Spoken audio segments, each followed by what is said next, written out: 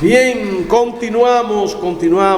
Tenemos ya el honor de tener con nosotros el doctor Pantaleón Mieses. Buenos días, doctor. Buenos días. Feliz de estar aquí en el Poder Matutino. Me siento como en casa, con la invitación siempre para tocar temas interesantes. Bueno, para que el pueblo se entere, ¿verdad? Así es. Bueno, yo creo que el tiempo es muy corto. Tenemos como media hora, que no es suficiente, pero vamos a empezar, vamos a aprovechar el tiempo de una vez. Hay una situación de crisis que ha sido denunciada en el sector inmobiliario, más bien de mafia, de componenda entre jueces, abogados, alguaciles, con el asunto de las propiedades, de la inseguridad jurídica. ¿Qué es lo que hay con eso? Que ha sido denunciado incluso por periodistas de la ciudad de Santiago. Sí, así es. Yo entiendo que sí, que en el caso de la misma Procuraduría Fiscal de Santiago debe tomar cartas en el asunto. Primero, las personas afectadas deben denunciar, ya sea que se trate de su mismo abogado, ya sea que se trate de otra parte, pero esas notificaciones en el aire, como le dicen, y esa estructura mafiosa que se ha denunciado entre vínculos de abogados, fiscales y jueces o allegados, afecta la imagen de la ciudad de Santiago, sobre todo cuando vemos que hay una inversión importante que se ha empezado a hacer en el área inmobiliaria y en donde la seguridad jurídica, sobre todo el derecho de propiedad, es un derecho que todo ciudadano tiene que estar asegurado y protegido. Como decía, abrir investigación de casos concretos, que entiendo que ya lo hay y ya están en eso los afectados, de presentar formalmente estos cargos. Y en el pasado hemos tenido lamentablemente casos que no han terminado bien con eso, sobre todo el tema de los desalojos, el tema de violación a los derechos de propiedad, no han terminado bien, ni los ejecutantes ni los perjudicados con esas ejecuciones. Yo me voy más lejos. Se dice que las bandas están compuestas por hijos de jueces, por hijos diríamos, de abogados de gran relevancia de aquí de Santiago de los Caballeros, donde se ha dicho que los abogados que han perdido la vida de manera violenta ha sido por situaciones de esa naturaleza. Mire, yo soy abogado penalista. Yo tengo una especialidad, una maestría en Derecho Civil, pero la que ejerzo más a menudo es la materia penal. Y muchas veces la gente dice, wow, pero ser abogado penalista te pone en riesgo, es peligroso bregar con el delito y esto. Señores, el derecho civil es más agresivo.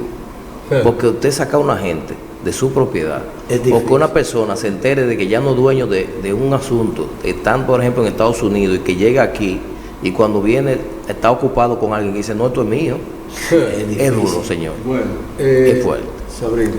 Como abogado con trayectoria en derechos constitucionales, ¿qué usted diría a las personas lo que ha pasado, si se ha arriesgado, si sufre con relación a lo que dijo de los riesgos que puede correr? Hay personas que quisieran entrar también a este mundo de lo que es el derecho constitucional, pero a veces como que tienen un poco de temor. ¿Usted cree que usted ha tenido mucho temor o se ha sufrido muchos como abogado penalista como abogado muchos atentados, algo así, incidentes, atentados, no, incidencias en los tribunales, en los estrados? ¿Qué usted quiere decir? Los riesgos. Mira, atentados, no. Hablaba precisamente en la pregunta introductoria del tema de los riesgos. Yo que cuando impartía clases en la escuela del Ministerio Público y le daba clase a los fiscales que aspiraban a ser Ministerio Público, le decía dos cosas para que duren mucho en el cargo. En ese caso, yo duré 7 años como fiscal y también es riesgoso. Y yo le decía, mira, primero, no te alíes con sector oscuro, y segundo, no ofrezcas nada que tú no puedes resolver. Y eso pasa también con el abogado. Yo entiendo que en la condición de riesgo generalmente se pone la misma persona, independientemente del área del derecho a la que se dedique. Decíamos ahorita, el derecho penal parecería un poquito más agresivo, ¿verdad?, que el derecho civil, o que el derecho laboral, o que el derecho de tierra. Sin embargo, los casos que hemos tenido no han sido de abogados penalistas, han sido de abogados que se dedican a otras ramas del derecho. En fin, quien pone en riesgo, quien se pone en riesgo es realmente el mismo profesional cuando hace ofrecimiento que no puede resolver, cuando sustrae asuntos del cliente y cuando se alija con estos sectores haciéndole promesas que no van a poder cumplir. Siempre les digo, recientemente escribí un libro, Receta Legal, 7 herramientas para ejercer el derecho, y en Receta Legal, en el capítulo 1, hablamos de la ética jurídica, de la ética. O sea, antes de empezar a decirte cómo poner tu oficina, cómo se ganan los casos, cómo ganar clientes, yo te explico, mira, esta es la forma ética que tú te tienes que manejar. Esa es la introducción del libro. Y después empezamos a hablar de cómo hacer dinero, de cómo manejar tu economía, pero lo primero que tú tienes que tener es ética para el ejercicio del derecho. Doctor, el Código Penal. Ahí viene el Código Penal. Rápido, están en eso. Pero no se han podido aprobar durante tanto tiempo. ¿Qué es lo que está, quién es que está torpedeando? ¿Quién es que está impidiendo? ¿Qué es lo que está pasando con el código? Tenemos un código muy viejo de los años ya de Trujillo y sí. no se ha podido modificar. Mira lo que pasa ahí. En términos cristianos se dice que uno llega al Señor por amor o por dolor. Nosotros vamos a llegar al Código Penal por dolor. Y quedó establecido con el caso Yepsé. ¿Qué pasó con el caso Yepsé? Que ahora todo el mundo se dio cuenta que es un delito involuntario, que es un homicidio involuntario, que es lo que pasó ahí, sí. Nosotros entendemos como juristas eso, tiene una pena de 6 meses a 2 años. Y que le estaban solicitando a Antonio Espaillat 18 meses de prisión preventiva. Y tú dices, pues una pena anticipada, él es culpable sin tener un juicio. Entonces la juez dijo, no, que tú me estás pidiendo algo desproporcional, porque si la pena mínima son 6 meses, y tú me estás pidiendo 18 meses de prisión preventiva, entonces se debería condenarlo por adelantado. Entonces dijeron, que el Código Penal tiene penas muy, muy cortas. Que el Código Penal no prevé las sanciones para las personas morales o para las empresas, no lo tiene. Ahora entonces estamos a la carrera tratando de sacar un código que tenía 20 años estancado en el Congreso.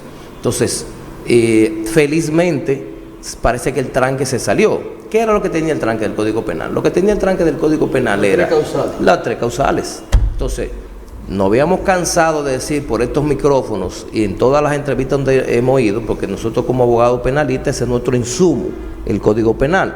Y estábamos cojos. El Código Procesal Penal es avanzado, pero tenemos un Código Penal de la invasión haitiana de 1822, que lo trajo aquí de los códigos franceses. Entonces, nosotros decíamos, señores, saquen esas 3 causales, pónganla ahí, hagan una ley especial, hagan un código de salud, que eso tiene que ver con salud pública.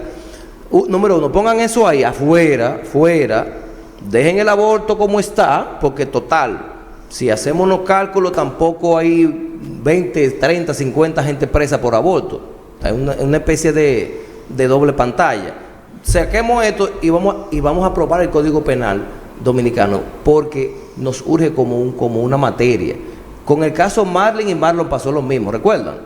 Pero que si había habido cúmulo de pena, Marlon tuviera 60 años. No, se quedó en 30. Se quedó en 30. Sí. Hasta donde el código aguanta, porque eso es lo que tenemos. Nosotros tenemos un principio de legalidad.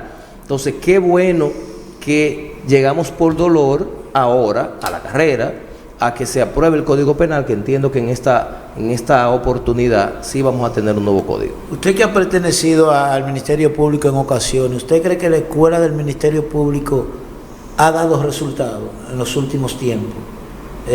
Lo que salen de ahí, porque los fiscales han sido también han sido cuestionados, han sido enumerados y señalados por personas en diferentes casos, en diferentes ciudades. ¿Qué usted puede decir sobre esa situación? Mira, lo que se buscaba con la reforma al Código Procesal Penal, que empezó en el año 2002, y de ahí vino la primera formación de que nosotros fuimos egresados en el 2006, y lo que se buscaba era despolitizar al Ministerio Público. ¿Se ha logrado? Claro que se ha logrado. ¿Por qué? Porque ahora se entra a través de concursos. Antes era cuando el partido ganaba y tú eras abogado, entonces tú eras fiscal.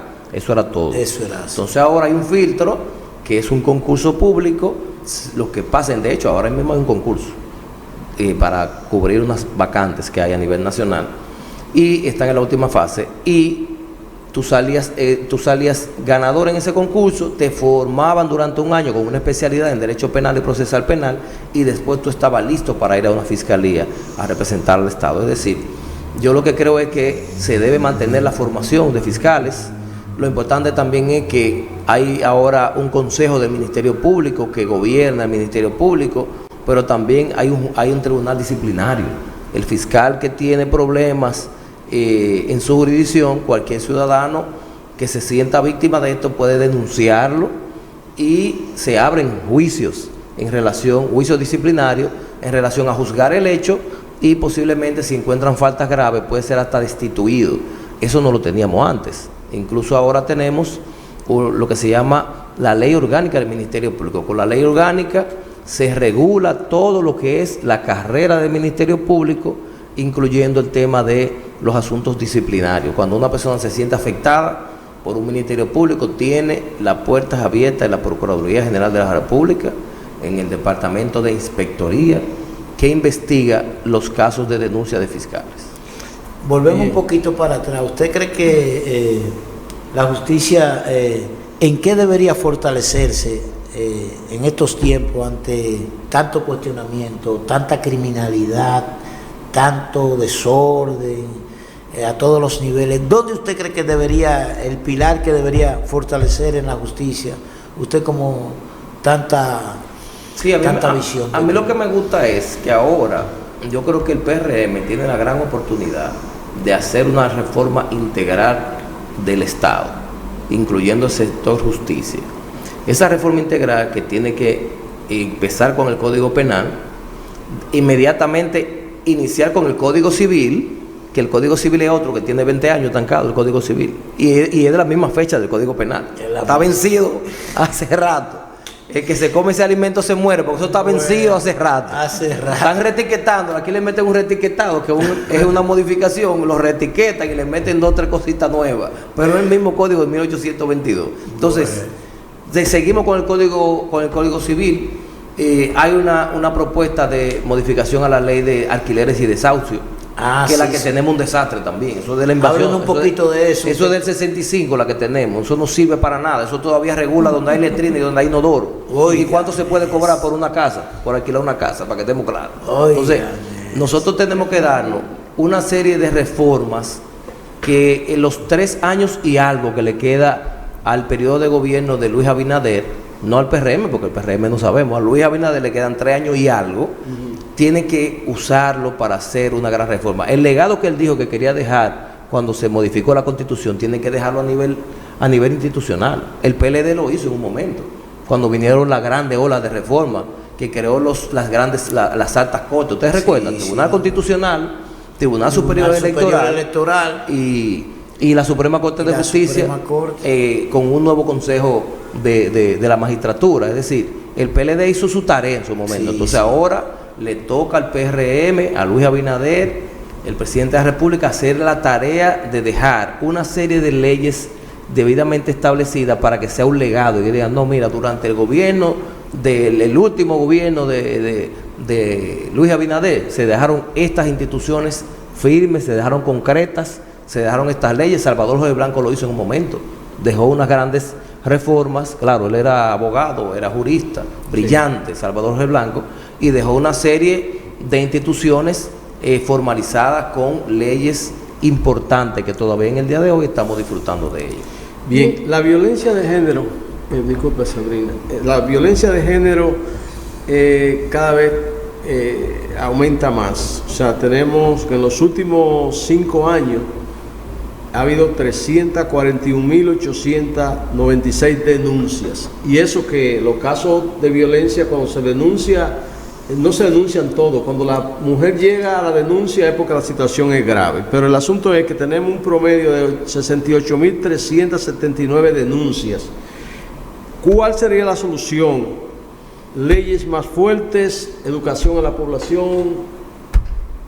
¿Cuál sería la solución de eso? Sí, ahí hay una solución que es integral. Ahí tenemos el tema, obviamente, educación, ¿no? que falta. sobre todo desde la misma formación en los hogares. A veces nada más decimos las escuelas, sí, desde los hogares empieza el asunto. Sí, los hogares. Porque la mayoría de los hogares, señores, son monoparentales. La mayoría de los hogares dominicanos tienen una figura materna. Quiere decir que es la principal fuente de crianza, ¿no?, de los niños. Y la segunda, el segundo círculo donde pasa más tiempo los niños y niñas es en los centros educativos, las escuelas, que también puede ser un buen motivo para educar. Y entonces la tercera es que aprovechar, ahora que se está hablando de modificación del Código Penal, dentro del Código Penal está la Ley 2497 que modificó algunos artículos. Esos artículos que van dentro del mismo Código Penal vienen con una modificación. ¿Viene con aumento de pena? Sí. ¿Viene con un cúmulo de pena? Sí. Pero con aumentar la pena no es suficiente. Tú tienes que tener medidas paliativas. Por ejemplo, cuando hay un caso de violencia de género intrafamiliar, las mujeres son mandadas a terapia, el hombre no. Pero ese hombre necesita ir a terapia, ese hombre necesita controlar su violencia. El hombre, el agresor de... O sea, claro, entonces yo siempre le digo, mira, el tema es que aquí todo el mundo sale de la prisión, vamos a estar claros. ¿Por qué todo el mundo sale? Porque aquí no hay pena de muerte, ni hay cadena perpetua, entonces la gente sale. Entonces ese hombre que tú estás mandando preso por 20, 30, 40, 5 años, las que sean, va a salir. ¿Cómo va a salir él?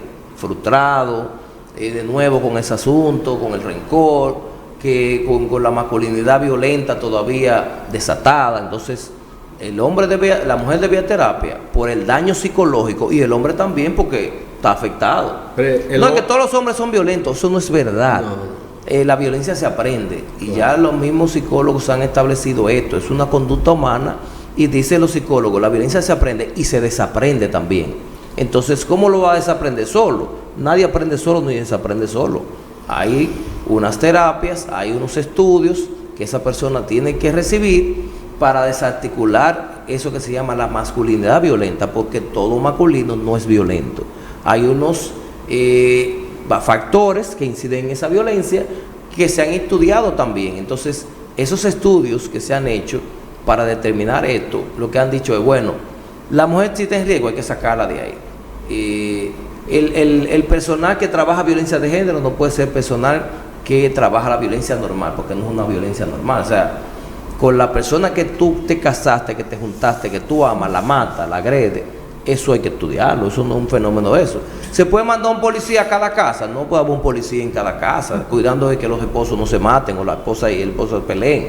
Entonces, es un tema, como decía, integral, que necesariamente tiene que incluir la prevención más que la violencia, porque ya cuando llegamos a la violencia es demasiado tarde. Nosotros somos muy copiones, copiamos todo. Por ejemplo, en Estados Unidos la violencia es bien, por ejemplo, cualquier tipo de violencia verbal o física.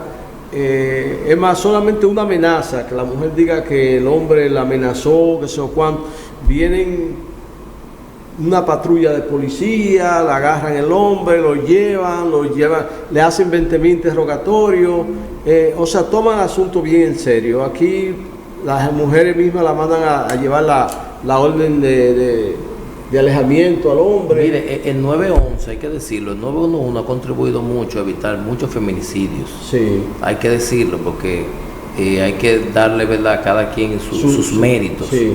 El 911 ha prevenido muchos feminicidios, porque antes no había dónde llamar. Siempre ha habido la línea vida, pero la línea vida es una línea de terapia también. La línea vida no es que sale en una patrulla de policía a ver lo que está pasando. Y ha cambiado un poco la cultura de que en pleitos de marido y mujer nadie se debe meter. Decía una profesora que yo tenía en la Escuela del Ministerio Público, métase. O sea, una mujer la están matando y tú estás escuchando, llámate al 911, mira, hay dos gente matándose. Sí, así es. Sí. Entiendo, usted quizás no se vaya a meter directamente, pero denuncie. Es una tragedia lo que está pasando aquí con las mujeres. No es sobre... Licenciado, ¿qué mecanismos debería reforzarse para garantizar independencia judicial y derechos de las víctimas en común? Sí, mira, los derechos de víctimas, primero nosotros Hay países, por ejemplo, Argentina, Brasil, tienen lo que se llama una ley de protección de víctimas. Nosotros no tenemos una ley de protección de víctimas. La víctima aquí generalmente la representa el Ministerio Público. ¿Cuál es el problema de que la represente el Ministerio Público? Que de hecho saludamos una iniciativa de la magistrada Jenny Berenice, la Procuradora General, que creó un cuerpo a nivel nacional, porque en Santo Domingo y algunas provincias ya estaba, que es unos defensores de víctimas. Los defensores de víctimas son abogados que van a representar a la víctima que no tienen recursos para poner un abogado. Eso es una buena iniciativa porque hay víctimas que necesariamente no cuentan con los recursos.